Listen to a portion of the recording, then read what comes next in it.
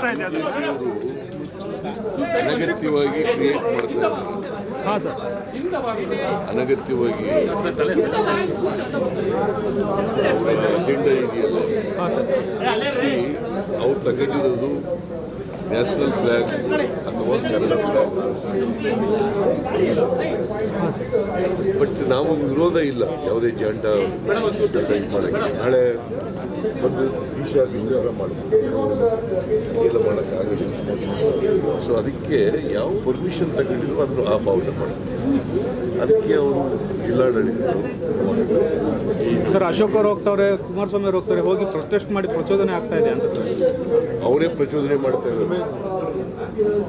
ಪ್ರಚೋದನೆ ಅಂದರೆ ಏನು ಯಾತಕ್ಕೆ ಮಾಡ್ತಾ ಇದ್ದಾರೆ, ಯಾಕ್ರಿ ಮಾಡ್ತಾ ಇದ್ದಾರೆ ಅವರು?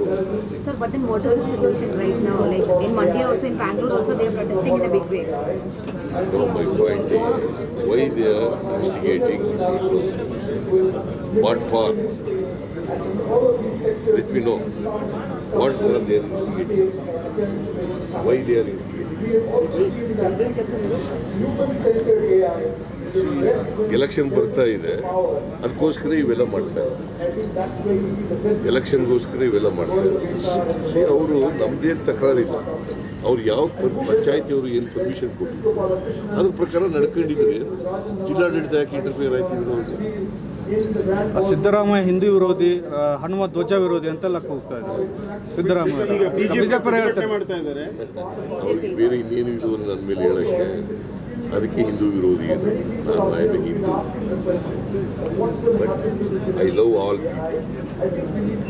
I love all people from all religions. ಗೊತ್ತಾಯ್ತಾ? ಸೊ ಎಲ್ಲ ಪ್ರಜಾ ಸೆಕ್ಯುಲರಿಸಮ್ ಅಂದ್ರೆ ಏನು? ಏನು ಸೆಕ್ಯುಲರಿಸಮ್ ಅಂದರೆ ಸಂವಿಧಾನದಲ್ಲಿ ಏನು ಹೇಳಿದ್ದಾರೆ? ಸಹಬಾಳ್ವೆ ಸಹಿಷ್ಣುತೆ, ಸಹಬಾಳ್ವೆ ಸಹಿಷ್ಣುತೆ, ಅದರಲ್ಲಿ ನಂಬಿಕೆ. Okay sir.